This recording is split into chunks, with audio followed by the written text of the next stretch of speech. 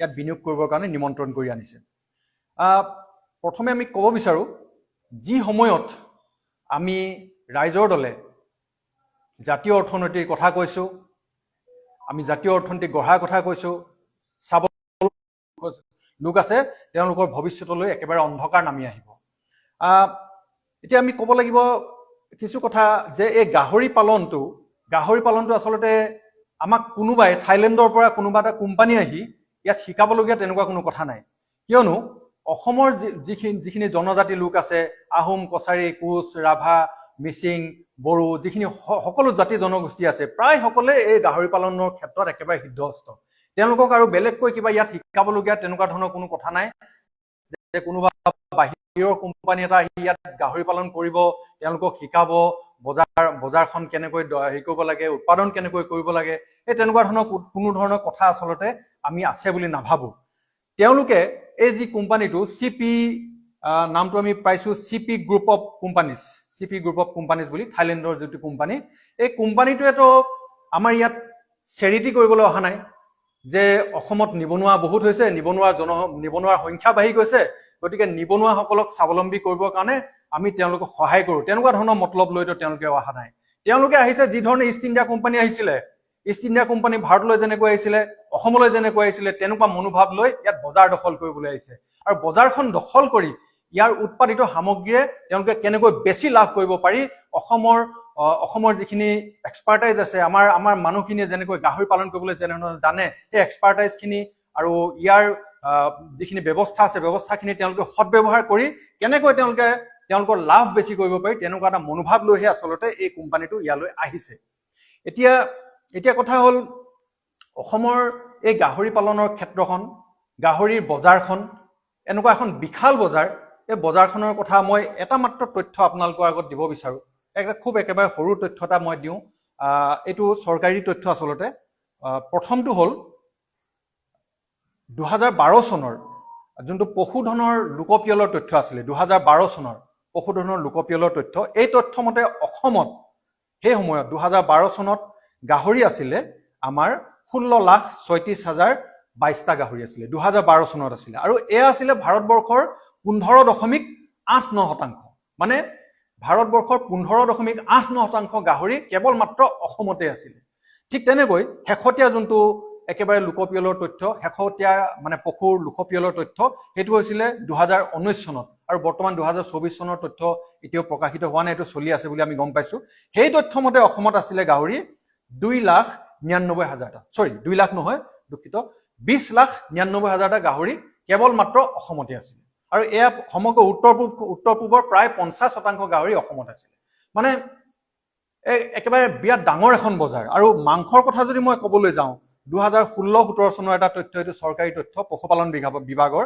এই তথ্য মতে 2016-17 চনত অসমত মাংসৰ প্ৰয়োজন হৈছিলে আপোনাৰ 3,63,000 টন। ভাবক আপোনালোকে, 3,63,000 টনকৈ মাংসৰ প্ৰয়োজন হৈছিল অসমত। আৰু সেই সময়ত অসমত গাহৰি মাংসৰ উৎপাদন হৈছিল কেৱল মাত্ৰ 18,730 টন। আপোনালোকে ভাবক, 3,63,000 টন আৰু 18,730 টন।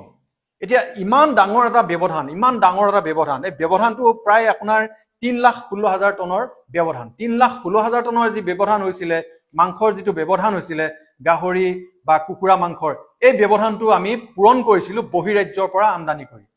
যেনেকৈ পাঞ্জাৱ, হাৰিয়ানা বা দক্ষিণৰ যিবিলাক ৰাজ্যৰ পৰা আমদানি হয়, এই আমদানিকৃত সামগ্ৰীয়ে, আমদানিকৃত গাহৰি মাংস আৰু কুকুৰা মাংসৰে আমাৰ বজাৰখন চলিছিল। এনেকুৱা গতিকে এই কোম্পানীবিলাকৰ চকু আমাৰ বজাৰখনৰ ওপৰত পৰিছে। কেৱল মাত্ৰ এখন অসমৰ কথা ক'লো মই। অসমৰ লগতে লাগি থকা উত্তৰ পূৰ্বাঞ্চলৰ বাকী 7খন ৰাজ্য, আমাৰ মেঘালয়, অৰুণাচল প্ৰদেশ, মণিপুৰ, মিজোৰাম, নাগালেণ্ডকে আদি কৰি ছিকিম, যি গোটেইকেইখন ৰাজ্য আছে, এই গোটেইকেইখন ৰাজ্য যদি আমি ধৰোঁ, এখন আৰু বৃহৎ বজাৰ। এই বৃহৎ বজাৰখনৰ গাহৰিৰ যি বজাৰ, এই বজাৰখন দখল কৰিবলৈ এই কোম্পানীবিলাকৰ আচলতে ইয়াত চকু পৰিছে। আৰু এই উদ্দেশ্য লৈয়ে তেওঁলোকে অসমলৈ আহিছে। আৰু আমাৰ চৰকাৰখনে নিবিচাৰে, বিজেপি চৰকাৰখনে নিবিচাৰে যে এটা জাতীয় অৰ্থনীতি গঢ় লওক, জাতীয় অৰ্থনীতি গঢ় লৈ জাতিটো শক্তিশালী হওক। তেওঁলোকে সেইটো নিবিচাৰে।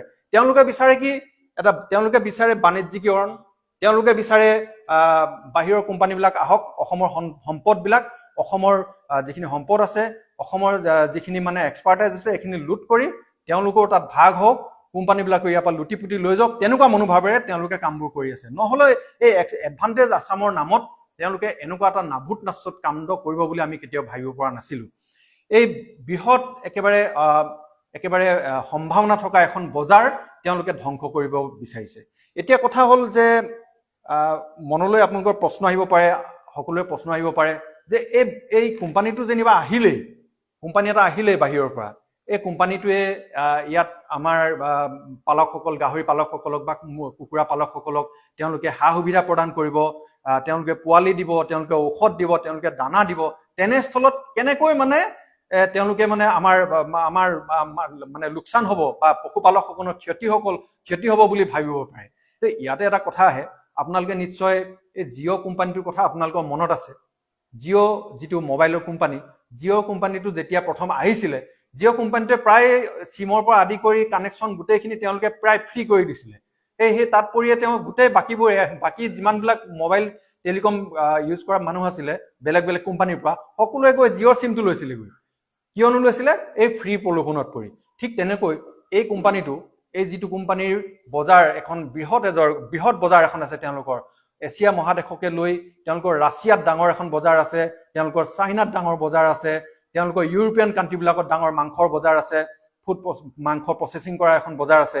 এই প্ৰায় 44 বিলিয়ন ডলাৰ, আপোনালোকে ভাবিব নোৱাৰে, 44 বিলিয়ন ডলাৰতকৈ অধিক মানে বজাৰ ভেলু থকা, বজাৰ মূল্য থকা, সম্পদ থকা এটা কোম্পানী। সেই কোম্পানীটোৰ কাৰণে অসমৰ বজাৰখন দখল কৰিবৰ কাৰণে একেবাৰে সহজ। তেওঁলোকে প্ৰথমতে সকলোবিলাক ফ্ৰীকে দিব, পোৱালিটো ফ্ৰীকে দিব, ঔষধখিনিও ফ্ৰীকে দিব, তেওঁলোকে যিখিনি দানাৰ দৰকাৰ হয় দানাখিনিও তেওঁলোকে একেবাৰে বিনামূলীয়াকৈ আমাৰ পালকসকলক যোগান ধৰিব। আৰু তাৰ প্ৰলোভনত পৰি, বিনামূলীয়া এইটো প্ৰলোভনত পৰি আমাৰ পশুপালকসকল ইয়াৰ যিখন জাল, এই জালখনত আবদ্ধ হ'ব। আৰু লাহে লাহে তেওঁলোকে কি কৰিব, গোটেই পশুপালকবিলাক যেতিয়া তেওঁলোকৰ জালত পৰিব, তেতিয়া তেওঁলোকে কি কৰিব, বজাৰখন দখল কৰিব আৰু তেওঁলোকৰ মন মৰ্জি মতে, তেওঁলোকৰ ইচ্ছা অনুযায়ী বা গাহৰি মাংসৰ যিটো দৰ দাম, সেই দামটো তেওঁলোকে নিয়ন্ত্ৰণ কৰিব। আৰু এবাৰ এই বজাৰখন তেওঁলোকৰ নিয়ন্ত্ৰণলৈ অহাৰ পিছত বাকী যিসকল পশুপালক থাকি যাব, যিসকলে নিজাকে পশুপালন কৰিব, তেওঁলোক বাধ্য হৈ যাব এই গাহৰি মাংসটো তেওঁলোককে বিক্ৰী কৰিবৰ কাৰণে। এই চিপি গ্ৰুপ অফ কোম্পানীজক এই মাংস বিক্ৰী কৰিবৰ কাৰণে তেওঁলোক এক প্ৰকাৰ বাধ্য হৈ যাব। আৰু অসমৰ যিখন বজাৰ আছিলে, এই পশুপালক আছিলে 10 লাখতকৈ বেছি পশুপালক আছিলে, তেওঁলোক প্ৰায় একেবাৰে এই কোম্পানীটোৰ বনোৱালৈ পৰিৱৰ্তিত হৈ পৰিব। গতিকে এনেকুৱা যিটো এই চক্ৰান্ত বুলি আমি ক'ব লাগিব, এনেকুৱা এটা চক্ৰান্ত এই চৰকাৰখনৰ, এইটো কোনো মূল্যৰ বিনিময়তে আমি কেতিয়াও মানি ল'ব নোৱাৰো। যি সময়ত আমি জাতীয় অৰ্থনীতি গঢ়াৰ কথা কৈছো, জাতিটোক শক্তিশালী কৰাৰ কথা কৈছো, এই সময়ত জাতিটোক ধ্বংস কৰা এনেকুৱা পদক্ষেপ আমি কেতিয়াও গ্ৰহণ কৰিব নোৱাৰো। আৰু এটা কথা আছে, এই কোম্পানীবিলাক যে আহিছে, এই কোম্পানীবিলাক নাহাকৈও যে আমাৰ চৰকাৰখনে যদি ইচ্ছা কৰিলে হয়, চৰকাৰখনৰ যদি সদ্ভাৱ থাকিলে হয়, আমাৰ গাহৰি পালক বা অন্যান্য পশুপালকসকলক তেওঁলোকে মানে বজাৰখন দখল কৰিবলৈ বা বিশ্বমানত লৈ যাবৰ কাৰণে তাতো তেওঁলোকে সুবিধা কৰি দিব পাৰিলে হয়। কিন্তু চৰকাৰখনেতো আজিলৈকে তেনেকুৱা ধৰণৰ কিবা পদক্ষেপ লৈছে বুলি আমি দেখা নাই। কিয়নো আমি যদি ক'ব বিচাৰো, চৰকাৰখনৰ মাত্ৰ এইটো পশুপালন বিভাগৰ তথ্য মতে বৰ্তমান গাহৰি ফাৰ্ম, চৰকাৰী খণ্ডত গাহৰি ফাৰ্ম আছে অসম চৰকাৰৰ 19খন। তাৰে 19খন ফাৰ্মৰ ভিতৰত 3খন ফাৰ্ম তেওঁলোকে একেবাৰে অব্যৱহৃত হৈ পৰি আছে, তাত কোনো উৎপাদন নাই বা তাত কোনো পশুপালনো কৰা নাই। বাকী 16খনত তেওঁলোকে নামমাত্ৰ কাৰোবাৰটো চলাই আছে। 16খন ফাৰ্মত, কেৱল মাত্ৰ 16খন ফাৰ্মত অসম চৰকাৰৰ পশুপালন বিভাগটোৱে নামমাত্ৰ কাৰোবাৰটো চলাই আছে। বাকী তেওঁলোকে ইচ্ছা কৰা হলে তেওঁলোকে যিমানখিনি তেওঁলোকৰ ইনফ্ৰাষ্ট্ৰাকচাৰ আছে, সঁজুলি আছে, মাটি আছে, এইখিনি যোগেদি তেওঁলোকে থলুৱা আমাৰ নিবনুৱা যুৱক যুৱতীসকলকো তাত তেওঁলোকে সুবিধা দিব পাৰিলে হয়, বা চৰকাৰীভাৱেও উৎপাদন কৰা এটা বৃহৎ এটা মানে স্কোপ আছিলে, যিটো তেওঁলোকে কৰা নাই। এতিয়া এই আমি থলুৱা যিখিনি উৎপাদক আছে বা পালক আছে, গাহৰি পালক আছে, এওঁলোকৰ ব্যৱসায়টোক লোকচান নোহোৱাকৈ এওঁলোকে আগবাঢ়ি যাব পৰাকৈতো চৰকাৰখনে তাৰ কাৰণে প্ৰয়োজনীয় যিখিনি দানাৰ উদ্যোগ, সেই দানা উদ্যোগ গঠন কৰিব পাৰিলে হয়। কিন্তু তেনেকুৱা দানা উদ্যোগো গঠন কৰা আমি দেখা নাই। এতিয়া দানাৰ কাৰণে মূলত ইয়াত লাগে, গাহৰি দানাৰ কাৰণে লাগে মাকৈ লাগে, লগতে লাগে আমাৰ যিটো খলিহৈ বুলি কোৱা আমি খলিহৈ লাগে।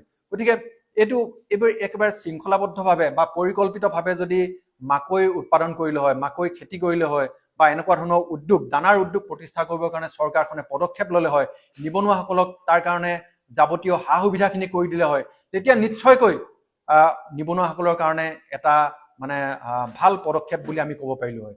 দ্বিতীয়তে তেওঁলোকে কি কৰিলে হয়, এই ধৰি লওক উপযুক্ত যিখিনি মাটি লাগে এনেকুৱা ধৰণৰ উদ্যোগ গঠন কৰিবৰ কাৰণে, ধৰি লওক দানাৰ উদ্যোগ বা আন যিখিনি উদ্যোগ আছে ইয়াৰ লগত জড়িত, গাহৰি পালকসকলে গাহৰি পালন কৰিবৰ কাৰণে যিখিনি মাটি লাগে, সেই মাটি যদি তেওঁলোকে আবণ্টন দিলে হয় আমাৰ উদ্যোগীসকলক, থলুৱা যিখিনি উদ্যোগী আছে তেওঁলোকক যদি আবণ্টন দিলে হয় মাটি চৰকাৰে, সেইটো তেওঁলোকে কৰা দেখা পোৱা নাই আমি। এই দুটা কাম আমি কেতিয়াও দেখা পোৱা নাই অসম চৰকাৰখনে কৰা। এই দুটা কাম যদি কৰিলে হয় তেওঁলোকে, তেতিয়া নিশ্চয়কৈ এই যিখিনি আমাৰ 10 লাখকৈ এই ব্যৱসায়টোৰ লগত জড়িত, গাহৰি পালনৰ লগত জড়িত লোক আছে তেওঁলোক লাভৱান হ'ল হয়। ইয়াৰ উপৰিও যদি এই যিখিনি উৎপাদিত সামগ্ৰী আছে, ধৰি লওক আমাৰ 10 লাখ লোকে যিখিনি গাহৰি পালন কৰি যিখিনি উৎপাদন কৰে, এই তাৰ যিখিনি মাংস উৎপাদন হয়, মাংসখিনি প্ৰচেছিং কৰি উন্নত মানদণ্ডেৰে যি ধৰণে এই চিপি ফুড মানে প্ৰডাক্টছ বুলি যিটো কোম্পানী আছে, চিপি গ্ৰুপ কোম্পানী আছে, তেওঁলোকে কৰিব পৰা ধৰণে আমাৰ এই উদ্যোগীসকলে কৰিব পৰাকৈ যদি মিট প্ৰচেছিং ফেক্টৰীবিলাক খুলি দিলে হয়, বা তাৰ কাৰণে প্ৰয়োজনীয় দিহা পৰামৰ্শ দিলে হয়, চৰকাৰখনে সা সুবিধা কৰি দিলে হয়, তেতিয়াও এটা লাভ দেখিলে হয় আৰু তেওঁলোক আগবাঢ়ি যাবলৈ সকাহ পালে হয় থলুৱা উদ্যোগীসকলে। ঠিক তেনেকৈ আমাৰ বজাৰখন দখল কৰিবলৈ আমাৰ কেৱল মাত্ৰ আমাৰ উত্তৰ পূৰ্বাঞ্চলৰ বজাৰখনেই নহয়, উত্তৰ পূৰ্বাঞ্চলৰ লগত দক্ষিণ পূব এছিয়াখন লাগি আছে। আমাৰ ম্যানমাৰকে আদি কৰি গোটেই দক্ষিণ পূব এছিয়াখন লাগি আছে, আৰু এই গোটেই দক্ষিণ পূব এছিয়াখন গাহৰি মাংসৰ এখন বৃহৎ বজাৰ, য'ৰ পৰা এই কোম্পানীটো আহিছে, থাইলেণ্ডৰ পৰা যেনেকৈ আহিছে এই কোম্পানীটো, তেওঁলোকে জানে এখন বৃহৎ বজাৰ লাগি আছে। ইয়াত যদি উৎপাদন হয়, এই উৎপাদনৰ যিখিনি উৎপাদিত সামগ্ৰী হ'ব, গাহৰি মাংস হ'ব, এইখিনিৰ কাৰণে একেবাৰে সুচল এই বজাৰখন, একেবাৰে ডাঙৰ বজাৰখন খোলা আছে ওচৰতে। সেই গতিকে এই কোম্পানীটো আহিছে।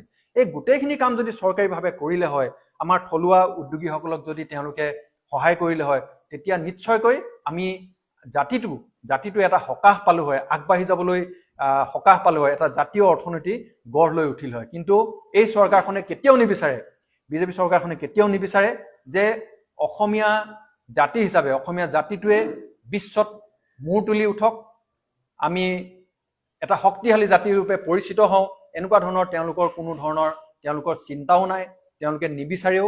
গতিকে তেওঁলোকে এই ব্যৱসায়টোকে একেবাৰে আমাৰ যিটো থলুৱা আদিম যুগৰ পৰা কৰি অহা যিটো ব্যৱসায়, এই ব্যৱসায়টোকে তেওঁলোকে বাণিজ্যিকৰণ কৰি একেবাৰে এটা কোম্পানীক গতাই দিব বিচাৰিছে। আৰু তৃতীয়তে আৰু এটা কথা কওঁ, এই কোম্পানীটোৰ কথা, যিটো কোম্পানীৰ কথা উল্লেখিত হৈ আহিছে, অসম চৰকাৰে যিটো কোম্পানীৰ লগত চুক্তি স্বাক্ষৰ কৰিছে, অসমলৈ ৰঙা দলিচা পাৰি দিছে তেওঁলোকক ইয়াত বিনিয়োগ কৰিবৰ কাৰণে, ব্যৱসায় কৰিবৰ কাৰণে, এই কোম্পানীটো কিন্তু একেবাৰে ধোৱা তুলসীৰ পাত নহয়। এই কোম্পানীটো কিন্তু এটা কলংকিত কোম্পানী বুলি আমি ক'ব লাগিব। আপোনালোকে নিশ্চয়কৈ অৱগত, এই কোম্পানীটোৰ বিষয়ে 2014 চনত গাৰ্জেন বুলি যিখন পেপাৰ আছে, নিউজ পেপাৰ আছে, বাতৰি কাকত আছে, তাতে এটা বাতৰি প্ৰকাশিত হৈছিল। এই কোম্পানীটো মানৱ সৰবৰাহৰ লগতে এই কোম্পানীটো ফ'ৰ্চফুল লেবাৰ, মানে মানৱ সৰবৰাহ কৰি একেবাৰে দাস কৰা ধৰণে মানুহক তেওঁলোকে ব্যৱহাৰ কৰিছিলে। 20 ঘণ্টাতকৈ অধিক মানুহক কাম কৰিবলৈ বাধ্য কৰাইছিলে। যিবিলাক মাছমৰীয়া নাও আছে এই কোম্পানীটোৰ মাছমৰীয়া নাওবিলাকত তেওঁলোকে একেবাৰে মাহ বছৰৰ কাৰণে মানুহবিলাকক কিনি আনি দাস হিচাপে ব্যৱহাৰ কৰিছিলে। আৰু এইটো উন্মোচিত কৰিছিলে গাৰ্জেন নামৰ পেপাৰখনে 2014 চনত। এইটো এটা ক'ব গ'লে একেবাৰে কলংকিত এটা কোম্পানী। দ্বিতীয়তে, এইটো বাৰু তেওঁলোকে অভিযোগ বুলি কয়, আমিও অভিযোগ বুলি কৈছো, কিন্তু এটা প্ৰমাণিত তথ্য এই কোম্পানীটোৰ বিষয়ে, এইটো হ'ল 2016-17 চনত তেওঁলোকৰ বিৰুদ্ধে থাইলেণ্ডৰ, য'ৰ পৰা তেওঁলোক আহিছে, যিখন ৰাষ্ট্ৰত তেওঁলোকৰ ব্যৱসায় চলি আছে, তেওঁলোকৰ য'ৰ লগত জড়িত, সেই তাৰ আদালতত তেওঁলোক দোষী সাব্যস্ত হৈছিলে ইনচাইডাৰ ট্ৰেডিঙৰ কাৰণে এই কোম্পানীটো দোষী সাব্যস্ত হৈছিলে, আৰু তাৰ কাৰণে তেওঁলোকে জৰিমনাও ভৰিব লগা হৈছিলে, এই চিপি গ্ৰুপ অফ কোম্পানীজে। গতিকে এনেকুৱা এটা কোম্পানী, যিটো কোম্পানী কলংকিত ইতিহাস আছে তেনেকুৱা এটা কোম্পানীক অসম চৰকাৰে আমাৰ এই সমৃদ্ধি থকা ইমান সম্ভাৱনা থকা এটা ব্যৱসায় তেওঁলোকে গতাই দিব বিচাৰিছে আৰু এটা কথা কওঁ মুখ্যমন্ত্ৰী ডাঙৰীয়া আৰু বিজেপি দলটোৱে সাধাৰণতে খুব কমিউনিষ্ট বিলাকক গালি পাৰে কমিউনিষ্ট তেওঁলোকে দেখিবই নোৱাৰে কথাই কথাই তেওঁলোকে কমিউনিষ্টক উপলুঙা কৰে কিন্তু তেওঁলোকে জানে নে নাজানে নাজানো কিন্তু এই কোম্পানীটো চিপি গ্ৰুপ অফ কোম্পানীজ এই কোম্পানীটো কিন্তু একেবাৰে চাইনিজ কমিউনিষ্ট পাৰ্টি চীনৰ যিটো কমিউনিষ্ট পাৰ্টি চীনৰ যিটো শাসক দল সেই শাসক দলটো কিন্তু একেবাৰে হিয়াৰ আমঠু বুকুৰ আমঠু এই থাইলেণ্ডৰ এই কোম্পানীটো তেওঁলোকৰ চাইনাৰ কমিউনিষ্ট পাৰ্টি চীনৰ কমিউনিষ্ট পাৰ্টিৰ একেবাৰে বুকুৰ আমঠু আৰু সেই বুকুৰ আমঠু যিটো যে কমিউনিষ্ট বুলি ক'লে যিটো বিজেপি দলে হাত জাপ মাৰে এই তেনেকুৱা এটা কোম্পানীক কিন্তু এই আমাৰ বিজেপি চৰকাৰখনে ৰঙা দলিচা পাৰি দিছে এনেকুৱা এটা কোম্পানী যিটো কোম্পানীৰ গোটেই আমাৰ বিশ্বত 21খন ৰাষ্ট্ৰতে তেওঁলোকৰ এখন সাম্ৰাজ্য আছে বৃহৎ সাম্ৰাজ্য এখন আছে কেৱল মাত্ৰ মাংসৰ ব্যৱসায় কৰি আৰু এই পশুৰ ব্যৱসায় কৰি পশুধনৰ ব্যৱসায় কৰি আৰু কৃষিজাত সামগ্ৰীৰ ব্যৱসায় কৰি তেওঁলোকে এইবিলাক ব্যৱসায় কৰি 21খনকৈ ৰাষ্ট্ৰত বিশ্বৰ তেওঁলোকৰ এখন বৃহৎ বজাৰ আছে আৰু থাইলেণ্ডৰ আটাইতকৈ ধনী কোম্পানী আটাইতকৈ সমৃদ্ধিশালী কোম্পানী আৰু আটাইতকৈ শক্তিশালী কোম্পানী বুলি এই কোম্পানীটো অভিহিত তেনেকুৱা এটা কোম্পানীয়ে আমাৰ এই গাহৰি বজাৰখন যিখন বজাৰ আমাৰ ইমান সম্ভাৱনা আছে মই ইতিমধ্যে ক'লো এনেকুৱা এখন বজাৰ দখল কৰিবৰ কাৰণে একেবাৰে কম সময় লাগিব কাৰণ তেওঁলোকৰ হাতত মূলধন আছে মই ইতিমধ্যে উল্লেখ কৰিলো 44 বিলিয়ন ডলাৰ মানে ডলাৰে তেওঁলোক মানে সমৃদ্ধ এটা কোম্পানী ইমান ডাঙৰ এটা কোম্পানী গতিকে এইখন বজাৰ একেবাৰে কম সময়তে তেওঁলোকে দখল কৰি আমাৰ থলুৱা একেবাৰে ভাতে মাৰি পেলাব আৰু থলুৱা যিখিনি গাহৰি পালক আছে যিখিনি ইয়াৰ লগত প্ৰত্যক্ষভাৱে জড়িত হৈ আছে বা পৰোক্ষভাৱে ইয়াৰ বেপাৰ কৰি জড়িত আছে তেওঁলোক একেবাৰে এই কোম্পানীটোৰ বনোৱা এই কোম্পানীটোৰ মানে শ্ৰমিকলৈ পৰিৱৰ্তিত হ'ব তো এনেকুৱা এটা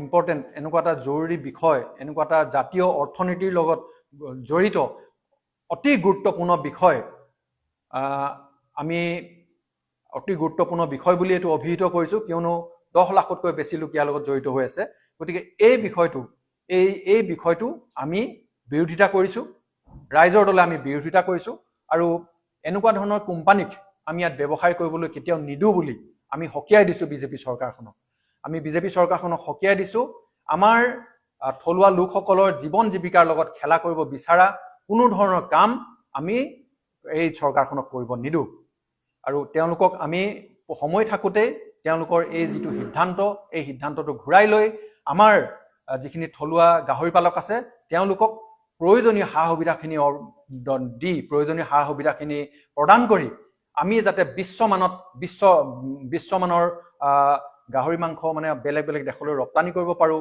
আমাৰ থলুৱা বজাৰখনৰ লগতে উত্তৰ পূৰ্বাঞ্চল আৰু বাকী দক্ষিণ পূব এছিয়াৰ গোটেই বজাৰখন দখল কৰিব পাৰোঁ তাৰ কাৰণেহে চৰকাৰখনে পদক্ষেপ ল'ব লাগে বুলি আমি দাবী উত্থাপন কৰিছোঁ ধন্যবাদ যদি চৰকাৰে আপোনালোকৰ এই দাবী যদি নামানে হয় এই বিতৰ্কিত কোম্পানীটো যদি আছে এই কাম-কাজ আৰম্ভ কৰে হয় তেতিয়া আপোনালোকৰ নিশ্চয়কৈ তেওঁলোকে প্ৰতিবাদৰ সন্মুখীন হ'ব নিশ্চয়কৈ এই কোম্পানীটো প্ৰতিবাদৰ সন্মুখীন হ'ব কিয়নো এই 10 লাখকৈ যিখিনি লোক আছে জড়িত হৈ আছে ইয়াৰ লগত তেওঁলোকৰ জীৱন জীৱিকাৰ লগত খেলিবলৈ আমি কেতিয়াও নিদিওঁ এইটো আমি স্পষ্ট কৰি দিছোঁ তেওঁলোক নিশ্চয়কৈ প্ৰতিবাদৰ সন্মুখীন হ'ব চৰকাৰৰ বিভাগ আছে ধৰি লওক হয় পশুপালন কেনেদৰে হাঁহ কুকুৰা নিগম আছে তেওঁলোকে বিভিন্ন পালকসকলক উৎসাহিত কৰিব বাবে তেওঁলোকে দি থকা বুলি কয় হয় তেওঁলোকে এতিয়া গৌৰৱেৰে কয় হয় বেলেগকহে মাতি আনিবলগীয়া হৈছে মই ইতিমধ্যে উল্লেখ কৰিলোঁ যে চৰকাৰী খণ্ডত বৰ্তমান 19খন ফাৰ্ম আছে গাহৰি ফাৰ্ম 19খন গাহৰি ফাৰ্মৰ 16খনহে তেওঁলোক মানে বৰ্তমান কাৰ্যক্ষম হৈ আছে বাকী 3খন অব্যৱহৃত হৈ পৰি আছে এই যি 16খন কাৰ্যক্ষম হৈ আছে তাতো কিন্তু একেবাৰে পুতৌ লগা অৱস্থা তাৰো উৎপাদন কম যিমান হ'ব লাগে যিমানখিনি কৰিব লাগে তেনেকুৱা ধৰণৰ পদক্ষেপ চৰকাৰে লোৱা হয় আৰু মই ইতিমধ্যে উল্লেখ কৰিলোঁ এই পশুপালকসকলক যিখিনি আমাৰ থলুৱা পশুপালকসকল আছে তেওঁলোকক উৎসাহিত কৰিবৰ কাৰণে দানাৰ উদ্যোগ মানে কম দামত দানা লাভ কৰাৰ যিটো ব্যৱস্থা সেইটো তেওঁলোকে কৰি দিয়া নাই চৰকাৰী কোনো পদক্ষেপ লোৱা নাই লগতে ৰপ্তানিৰ কাৰণে যিখিনি ব্যৱস্থা কৰিব লাগে, ওচৰৰ দেশবিলাকৰ লগত যিখিনি বাণিজ্যিক চুক্তি কৰিব লাগে, আচলতে চৰকাৰখনে কৰিব লাগিছিল কি, আমাৰ ইয়াৰ পৰা মাংসটো যিখিনি আমাৰ ইয়াত উৎপাদন হয়, এইটো যাতে আমি বেলেগ দেশলৈ পঠাব পাৰোঁ, ৰপ্তানি কৰি দুপইচা আমি আৰ্জন কৰিব পাৰোঁ, সেই ব্যৱস্থাটো কৰিব লাগিছিলে।